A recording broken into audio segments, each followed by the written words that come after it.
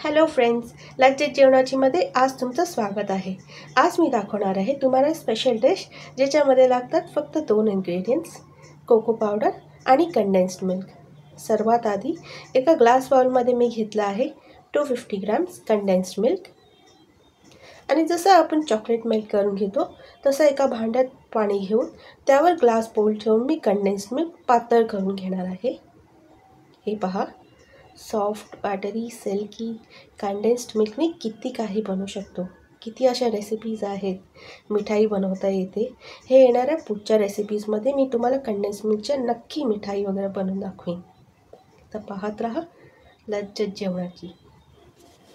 आता हे condensed milk जवळपास तयार झालेलं आहे.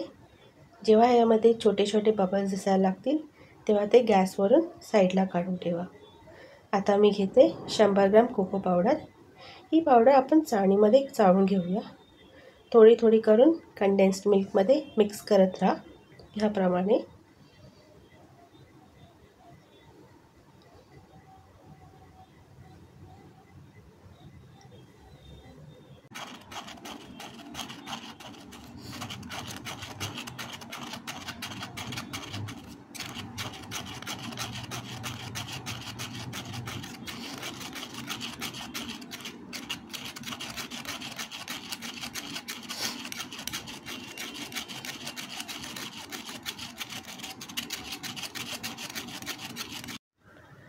आता हे मिश्रण चमच्याने मिक्स करून घ्या. कोको पावडर आणि कंडेन्स्ड मिल्क. हे पहा, मिश्रण आता घट्ट होत चाललेलं आहे. जेवढं जेवढं कोको पावडर तुम्ही घालत जाल तेवढं ते मिश्रण घट्ट होत जाईल. आता मी हातांचा वापर करणार आहे, चमचा बाजूला ठेवून, कारण की मिश्रण कडक झालेलं आहे. तर हाताने मी हा मिश्रण मळून घेणार.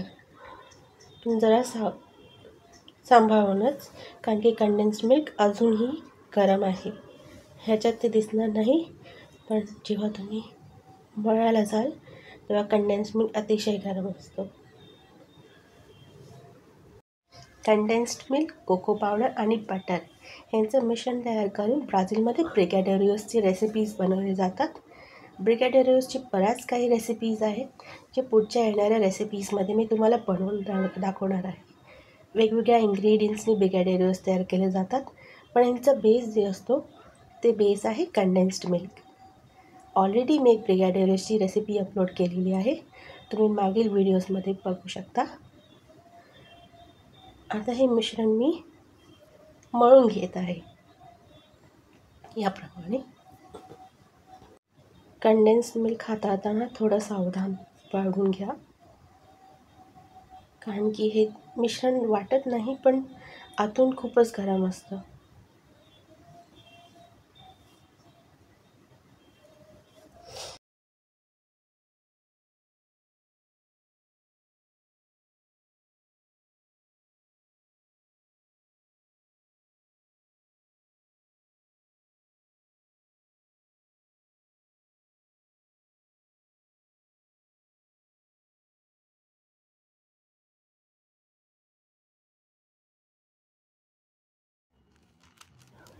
आता मी हे घट्ट मिश्रण एका बटर पेपरमध्ये व्रॅप करून घेणार आहे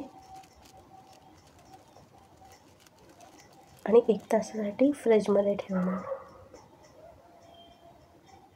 आता मी हे थोडंसं कोको पावडर स्प्रिंकल करून घेणार आहे त्या शेपमध्ये, ज्या शेपमध्ये आपण व्रॅप करून घेतलेलं होतं.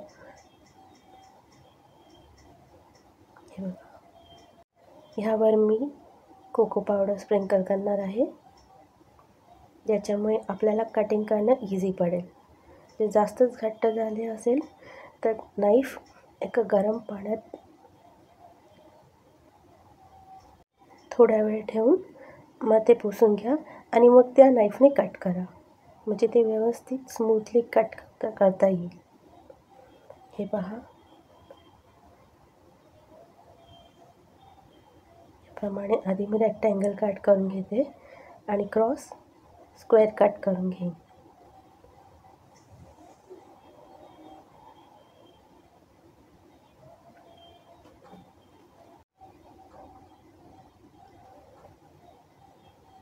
तुम्हाला पाहिजे तर स्क्वेअरही ठेवू शकता किंवा ज्या प्रकारे मी गोल केले आहेत त्याप्रमाणे गोल करून घ्या. पहा,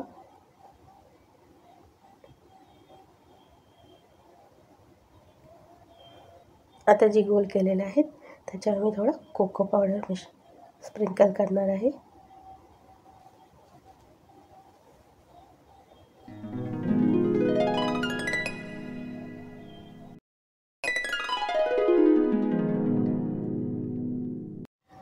तर फ्रेंड्स, कशी वाटली ही आजची रेसिपी हे नक्की कमेंट सेक्शनमध्ये आम्हाला कळवा.